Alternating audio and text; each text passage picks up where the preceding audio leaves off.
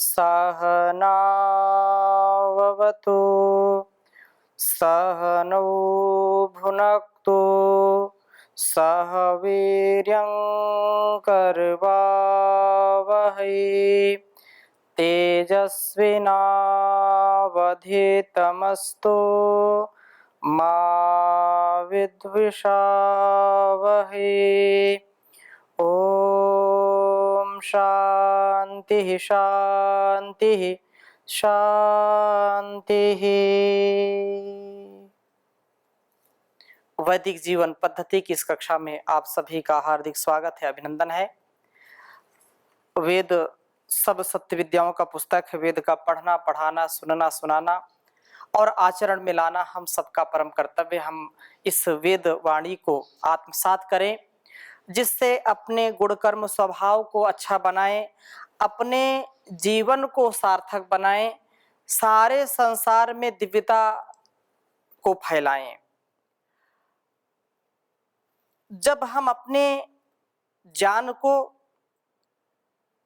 अपने अंदर स्थापित कर लेते हैं, ज्ञान के आधान से अपने मन, वाणी और व्यवहार को व्यवस्थित कर लेते हैं, मर्यादित कर लेते हैं, संयमित कर लेते हैं, तो हमारे जीवन में दिव्यता आती है। और जब हमारे जीवन में दिव्यता आती है तो हमारी संगति में जो लोग रहते हैं उनमें भी दिव्यता आती है।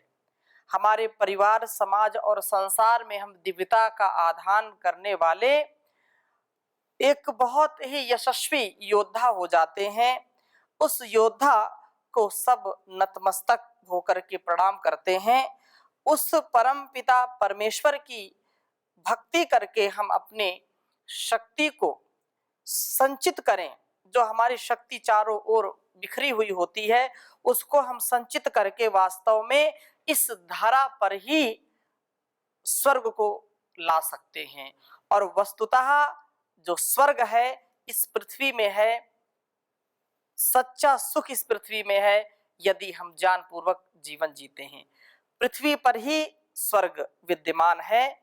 और यदि हम दिव्यता पूर्वक अज्ञानता से विहीन यदि जीवन जीते हैं, तब यदि ज्ञान विहीन हो जाएंगे, अज्ञान से परिपूर्ण हो जाएंगे, तो यह लोक हमारे लिए अकल्याणकारी हो जाएगा, जीवन भी अकल्याणकारी हो जाएगा। कल्याण से हम अपने आप को और इस विश्व को आप्लावित कर सके, अभिषिक्त कर सके, ऐसा सामर्थ्य हमारा होना चाहिए। तो बहुत ही सुंदर वेद मंत्र आज का है। ऋग्वेद के प्रथम मंडल के 164वें सूक्त के 24वें मंत्र को आपके समक्ष आज हम रखेंगे, जिसमें यह विशेष बात कही है कि पृथ्वी पर स्वर्ग है। और कैसे उसको हम स्वाध्याय के संदर्भ में समझेंगे, स्वाध्याय समझें कैसे होगा, तो इस वेद मंत्र को मैं पहले आपके समक्ष लिखता हूं। ओम जगता सिंधुम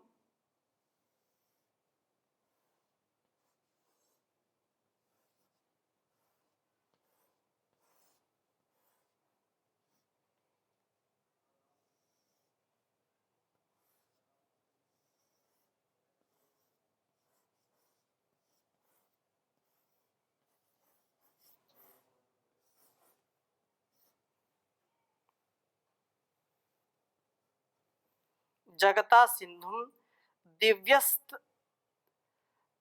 तभयात रथंतरे।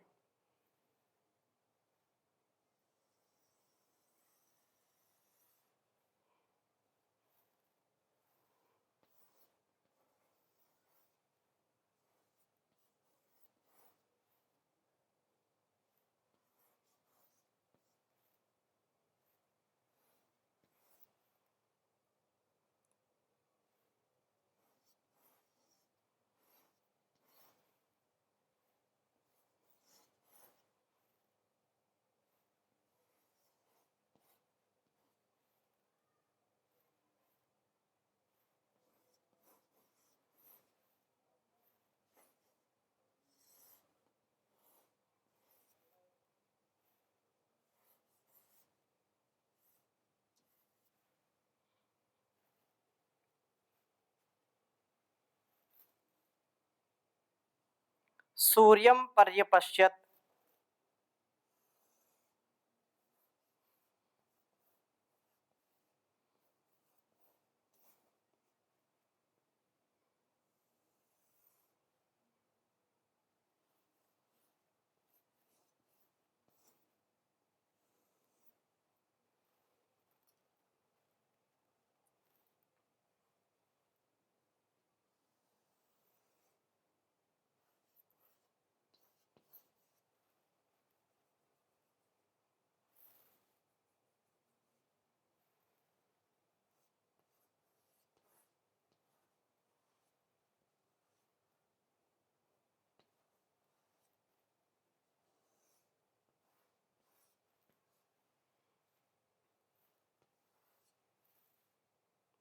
गायत्रस्य समिधस्तिस्रा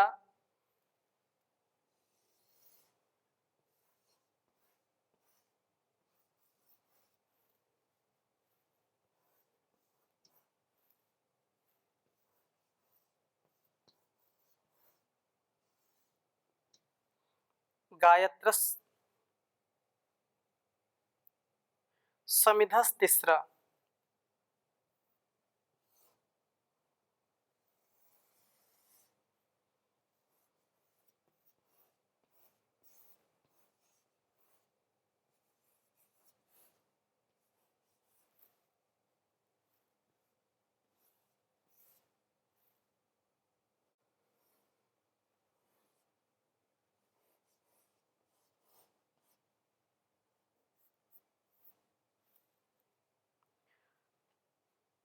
आहुस्ततो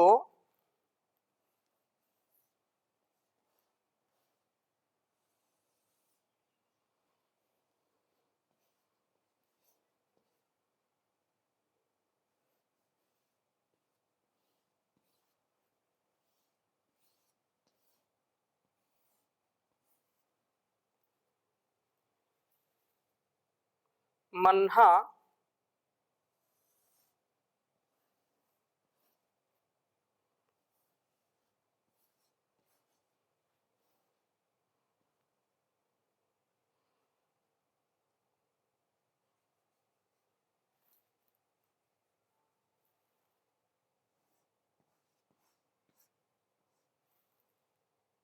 प्ररिरिचे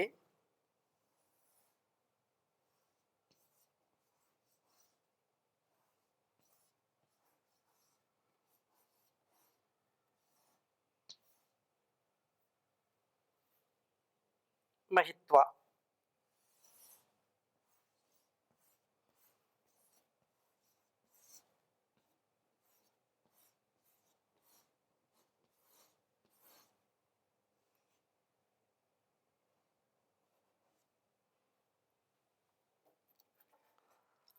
ओम जगता सिंधुम दिव्यस्तभाया रथंतरे सूर्यं पर्यपश्यत् गायत्रस्ते समिधस्तिस्रा आहुस्ततो मन्हा प्ररिरिचे महित्वा।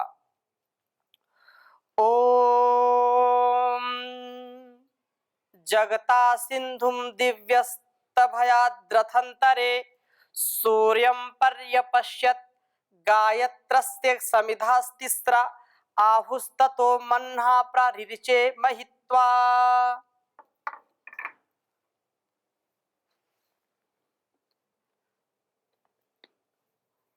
कहा है कि जगता सिंधुम दिव्यस्तभयात् रथंतरे सूर्यं पर्यपश्यत् गायत्रस्य समिधस्तिस्रा आहुस्ततो मन्हा प्ररिरिचे महित्वा। प्रातिभ ज्ञान की प्राप्ति ही ज्ञान की चरम सीमा है। इस बात को मंत्र के रूप में कहा गया है कि जगता सर्वगत सर्वभूतांतरात्मा सर्ववा इदमात्मा जगत जो प्रभु के द्वारा उपासक सिंधुम अपने ज्ञान समुद्र को अपने ज्ञान सागर को, क्योंकि ये वाणी हमारी ज्ञान की जो है विशेषता को जतलाने वाली है, अर्थात वाग वही समुद्रा कहा है। वाणी मानो की समुद्र के समान है, अर्थात मन समुद्र से चक्षु। दिवलोक दिवी जो कहा है, दिवलोक में अर्थात सर्वोच्च शिखर पर अस्तभायत थामता है, अर्थात इस प्रातिभ ज्ञान के द्वारा जीव का जो ज्ञान उच्चतम शिखर पर पहुंच जाता है। इसका परिणाम संजानम परस्पर मेल होता है। सब प्रकार के द्वेष और मन के मलों को समाप्त करके व्यक्ति जब ज्ञान प्रधान हो जाता है, और केवल जानना ही नहीं, जब हम किसी भी व्यवहार के विषय में, किसी भी कार्य के विषय में, सदकर्म सद्धर्म के विषय में हम जब ज्ञान प्राप्त करते हैं और वैसा जब जीते हैं, तो हमारा स्वयं का चित्त निर्मल हो जाता है। और हमारे निर्मल चित्त के द्वारा जो हमारे अंदर का कलमश है, जो कलुष भावनाएं, कलुषित जो हमारी भावनाएं हैं, उन कलुषित भावनाओं को दूर हम कर देते हैं। कलुषित भावनाओं को दूर करके हम सचमुच स्वर्ग में अवस्थित हो जाते हैं, जहां पर किसी प्रकार का कोई भी दोष नहीं रह जाता है, जहां पर निष्कलंक, निर्मल और निर्द्वंद अहंकार होकर के व्यक्ति जीवन जीता है, वहां ही स्वर्ग की स्थापना हो जाती है। स्वर्ग और नरक दोनों यहीं पर हैं। यदि हम अंदर से कलुषित हैं, हमारी भावनाएं दूषित हैं, हमारे अंदर राग द्वेष छल कपट काम क्रोध की वासनाएं सदा प्रबलता के साथ हमको गिराती रहती, दुखी करती रहती हैं, और हम भी दूसरों को उन्हीं भावों को जी करके दूसरों को और पूरे वातावरण को जो दूषित करने का काम करते हैं, तो मानो कि हम इस संसार में जहां पर भी हैं नरक का जीवन जी रहे हैं और नरक में सबको बना रहे हैं। आशा ये है इस मंत्र का कि हमको उस परमात्मा के द्वारा जो ज्ञान मिला है, उसको जो ज्ञान समुद्र, जो वाणी है हमारी, ये वाणी ही जो व्यवहार का साधन है, इस वाणी में अत्यंत प्रीति पूर्वक, न्याय पूर्वक, धर्म पूर्वक जीवन जीने का जो संदेश वेदों से मिलता है, उसको हम आत्मसात करें, मन से भी और वाणी से भी।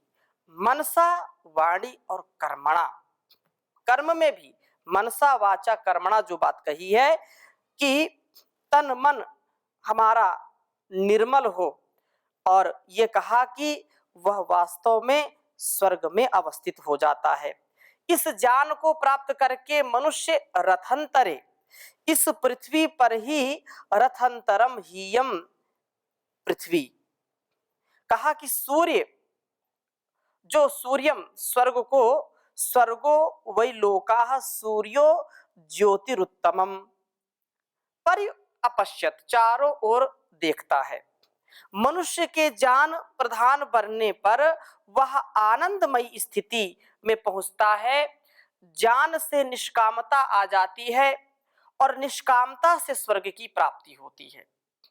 जब हम अपने निष्काम भाव से बिना किसी छल कपट के इस जीवन को जीने का प्रयास करते हैं, तो वास्तव में हमारा जीवन सार्थक होता है। यही इस वेद मंत्र का अभिप्राय है कि आप अपने जीवन को सुव्यवस्थित करिए, संतुलित करिए और सजगता से, पवित्रता से जीने का प्रयास करिए, जिससे परस्पर हम निष्काम भाव से कलह क्लेश को दूर करके अंदर और बाहर से पवित्र होकर के परस्पर प्रेम में जी करके स्वर्ग का स्थापन करें। जब पारस्परिक द्वेष शून्य हो जाते हैं, तो उससे मनुष्य भूमंडल पर स्वर्ग को ही उतरा हुआ देखता है और देखेगा भी। यह ज्ञान जिसका परिणाम स्वर्ग है, गायत्र से उत्पन्न हुआ था। गायत्र से उपासना, उपासना से शांति, शांति से ज्ञान। इस ज्ञान क्रम में जो तीसरा जो ज्ञान सिंधु का आदि स्रोत गायत्र यज्ञ ही कहा है, तो गायत्र से इस यज्ञ की समिधा दीप्ति के साधन तीसरा 3 आहु कहे हैं।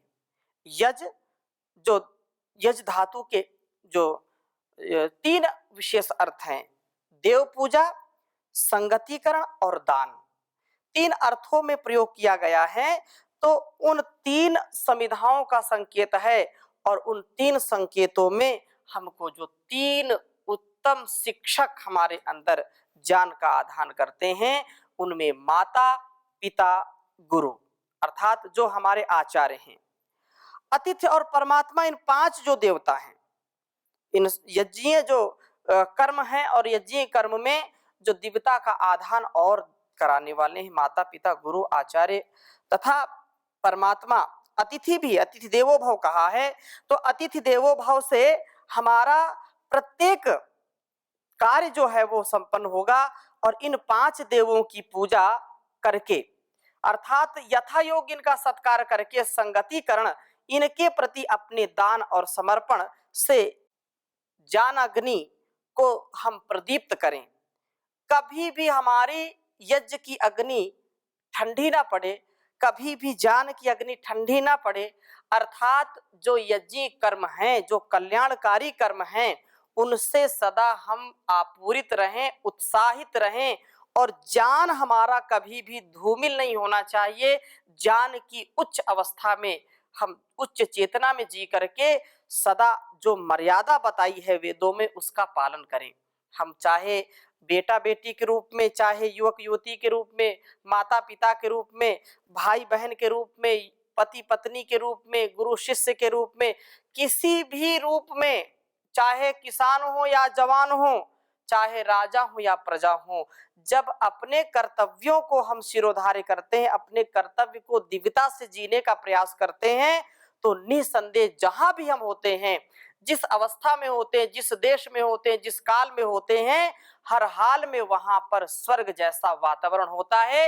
ये हमारे ऊपर निर्भर करता है, हम अपने परिवेश को स्वर्ग जैसा बनाना चाहते हैं अथवा नरक से परिपूर्ण करना चाहते हैं। जहां पर द्वेष है, कलह है, कपट है, छल है, दंगा है, जहां पर छीना झपटी है, वही नरक है। जहां पर अशुद्धता है, अपवित्रता है, जहां पर एक दूसरे को जो है गिराने का प्रयास होता है, जहां पर एक दूसरे का अपमान होता है, जहां एक दूसरे का सम्मान नहीं होता है, वही नरक का लक्षण कहलाता है, वहीं पर नरक है।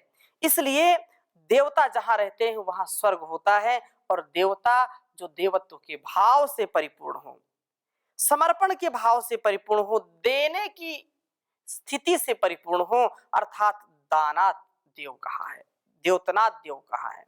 तो ज्ञान अग्नि को प्रदीप्त होने दें, तथा उस ज्ञान प्राप्ति से ही मनुष्य मन्हा बल और महित्वा महिमा के दृष्टिकोण से रिरिचे, प्ररिचे कहा कि प्रकर्षण रिरिचे अपने समान योनि वाले सभी पुरुषों को लांघ जाता है। मनुष्य की शक्ति और महिमा इसी बात की है कि उसने भूलोक को स्वर्गलोक बना दिया। इस भूलोक को स्वर्गलोक में परिवर्तित करने की जिम्मेदारी किसकी है, किसका उत्तरदायित्व है? ये हमारा उत्तरदायित्व है। हम सब उस परम पिता परमेश्वर के बेटा बेटी हैं, वो परम पिता कहलाता है। ऐसे तो लोक में हम अपने रिश्तों को जीते हैं, अपने अपने रिश्तों का सम्मान करते हैं। कोई किसी की माँ है, कोई किसी के पिता है, कोई किसी की पत्नी है, कोई किसी के पति हैं, कोई किसी के भाई हैं, कोई किसी के नाना, कोई किसी के मामा, कोई किसी के चाचा, किसी के चाची, किसी के ताऊ, किसी के जो है दादी, कुछ अलग अलग रिश्ते होते हैं। परंतु हमारा जो एक रिश्ता है उस परमात्मा से, वो हम सबका पिता है और हम उसके बेटा बेटी हैं। मूल में हम बेटा बेटी का ही रूप हैं। हम उसके द्वारा दिए गए ज्ञान से, उसके द्वारा दिए गए बल से, उसके द्वारा दिए गए विवेक से इस धरा को स्वर्ग बनाने का प्रयास करें, क्योंकि इसमें हम जितना जितना त्याग और समर्पण के साथ जीने का प्रयास करेंगे, उतना उतना इसमें दिव्यता आएगी, हमारे अंदर भी वो दिव्यता आएगी।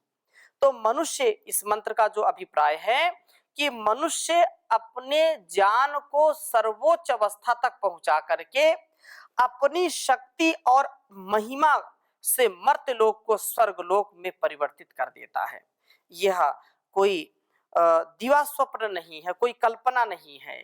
हम अपने अपने विचारों को देखें, अपने अपने संकल्पों, अपने अपने संस्कारों का अवलोकन करें कि जहां पर हम जाते हैं, जो दिव्यता से परिपूर्ण व्यक्तित्व होता है, उसकी उपस्थिति मात्र से वहां पर शांति का आधान होता है, मन भी शांत होता है उनकी सन्निधि में और हम कृतज्ञ हो जाते हैं।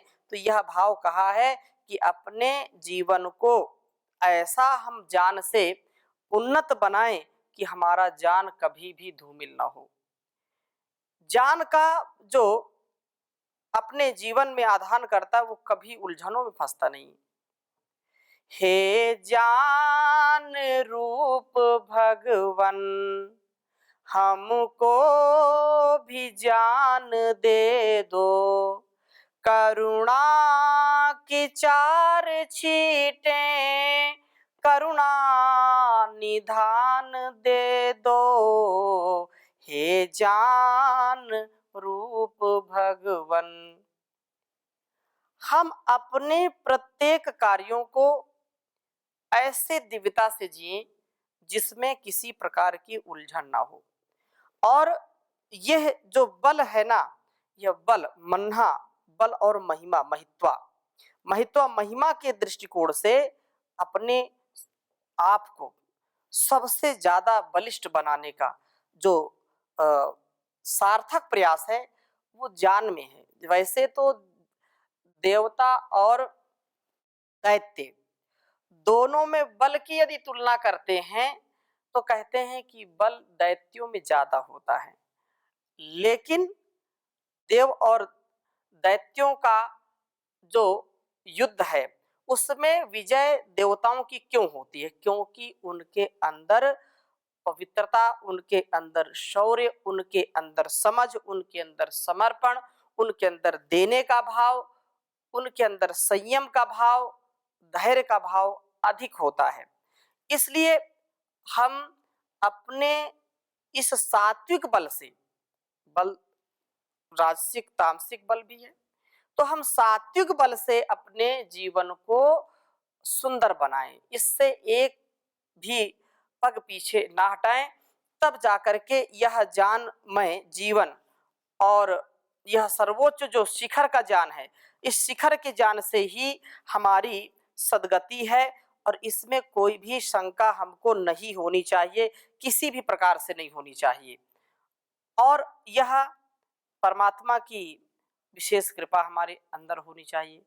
इसलिए कहा कि परमात्मा उन्हीं का साथ देता है जो उसकी भक्ति के साथ उसकी आज्ञा का पालन करते हैं। एक बार भजन कर ले, मुक्ति का जतन कर ले, कट जाएंगे जन्म मरण, प्रभु का चिंतन कर ले। यह मानव का चोला हर बार नहीं मिलता, जो गिर गया डाली से वह फूल नहीं खिलता, मौका है ये जीवन का, गुलजार चमन कर ले, एक बार भजन कर ले। नर इन कानों से सुन तू ऋषियों की वाणी, मन को ठहरा करके तू बन जा आत्मज्ञानी, जिह्वा तो चले मुख में, अब ओम जपन कर ले, एक बार भजन कर ले। इस मैली चादर में हैं दाग लगे कितने, पर जान की साबुन में है झाग भरे इतने,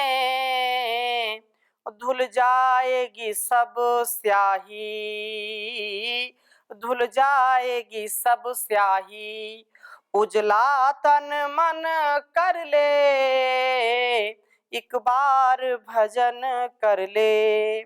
वेदों में गूंज रही मंत्रों की मधुर ध्वनियां, बलिदान के इस युग में तू गूंथ नहीं कणियां, अब तो प्रभु के आगे नीची गर्दन कर ले, एक बार भजन कर ले, एक बार भजन कर ले। ओम शांति शांति शांति।